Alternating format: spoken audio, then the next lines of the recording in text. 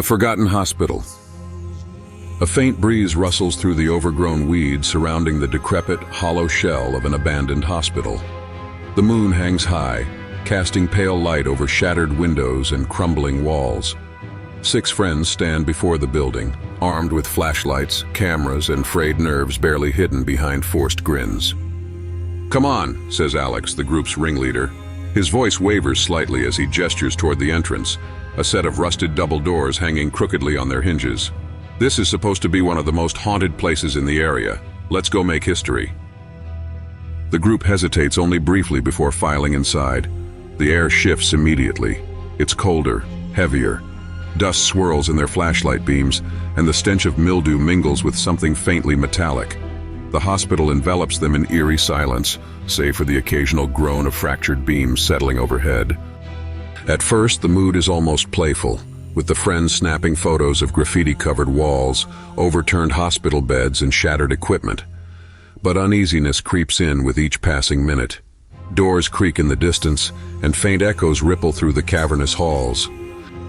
"This place gives me the creeps," whispers Sarah, clutching her camcorder tightly. Her words dissipate into the still air. None of them notice the faint shadow slipping into view at the end of the hallway, watching them.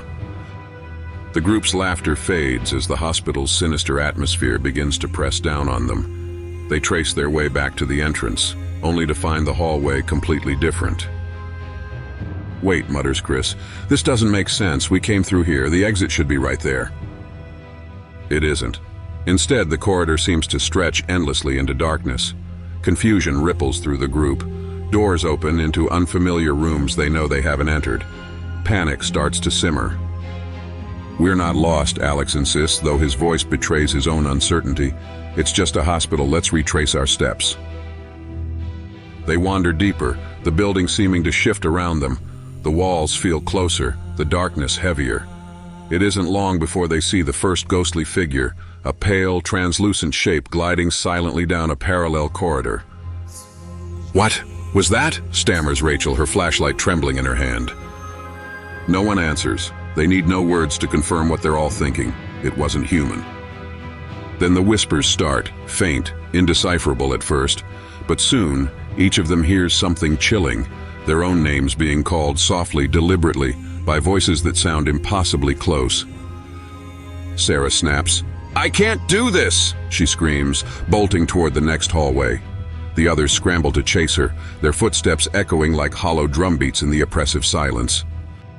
Hours, or what feels like hours, pass. The world outside is forgotten. The friends grow more agitated, snapping at each other as fear consumes their every thought. Danny, the youngest of the group, stumbles and collapses. "Help me!" he gasps. His skin is pale, his forehead slick with sweat. Alex pulls him up, but there's something unsettling about the way Danny's hand feels, cold and rigid.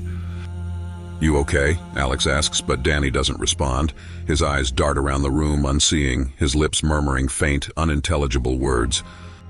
"What's wrong with him?" Sarah demands. I don't know," Alex replies, his confidence finally cracking. As they press on, it becomes evident that Danny isn't the only problem. The ghosts are appearing more frequently now, their hollow eyes fixed on the friends. A spectral woman in a hospital gown glides through a doorway, her neck twisted at an unnatural angle. One by one, they vanish into the walls, but their presence lingers, oppressive and unrelenting. "We have to keep moving," says Chris, though his resolve falters with every flicker of his flashlight. By now, Danny is barely recognizable. His features grow gaunt, his veins darkening into black, branching patterns beneath his skin. He walks unnaturally, each movement sharp and jarring, as though his body is resisting its own transformation. Then they hear him whisper over and over again a single word: "Stay." The group no longer sees Danny as their friend. He's something else, a shell of the boy they knew, his eyes now glassy and inhuman. "We need to leave him," Rachel says, her voice trembling. "Are you crazy?" Alex snaps. "We don't. That's still Danny." "Is it?" Sarah counters, a tear streaking her dirt-smudged face. As they argue, Danny stares vacantly at his surroundings. Then, suddenly, he vanishes around the corner. Alex chases after him, ignoring the others' warnings. He finds Danny in an empty ward, standing in the corner with his back turned. "Danny?" When Danny whirls around, his face is grotesque, skin stretched taut, his mouth pulled into an unnatural grin. He lunges at Alex, snarling. Alex stumbles back, screaming, and flees down the hallway, where he collides with the others. "He's gone," Alex breathes. "He's not Danny anymore."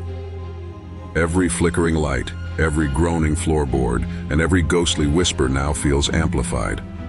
As they run, the hospital shifts more violently, creating barriers that divide the group. They're isolated, tormented by spectral figures, and the sight of Danny, now fully a part of the hospital's haunting forces, stalking them with inhuman determination. Reunited briefly, the remaining group stumbles upon an old office littered with decayed files. Rummaging through medical records, they piece together the hospital's horrific past. An unethical doctor who experimented on terminally ill patients using forbidden techniques to stave off death. The experiments failed, leaving only lingering anguish and the cursed souls of the dead behind. Amid the files, they find notes indicating a possible way to seal the hospital's hold.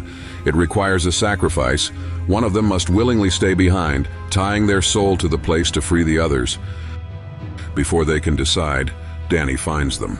His transformation is complete, his eyes hollow, his limbs contorted, his voice a cacophony of tortured screams. Following him are the ghostly patients, surrounding the group in a suffocating circle. A chaotic struggle ensues. Rachel, guilt-ridden over her earlier outburst, decides to sacrifice herself. "Go!" she screams, throwing herself into Danny's path to buy the others time. The friends barely escape her screams as they race toward a doorway that had previously been sealed. Suddenly it swings open, revealing a glimpse of the night outside. Alex, Chris, and Sarah stumble out of the hospital into the cold night air. Collapsed on the pavement, they look up to see the building looming silently, its windows black and lifeless. Did they truly escape? As they move to leave, Sarah freezes.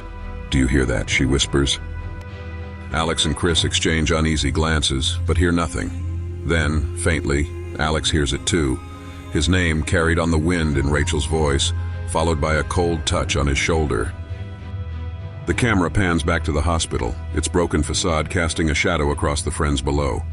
From one cracked window, a familiar yet distorted face looks out. Danny's. The hospital grows still once more as the screen fades to black. Behind closed doors, the forgotten hospital waits for its next visitors.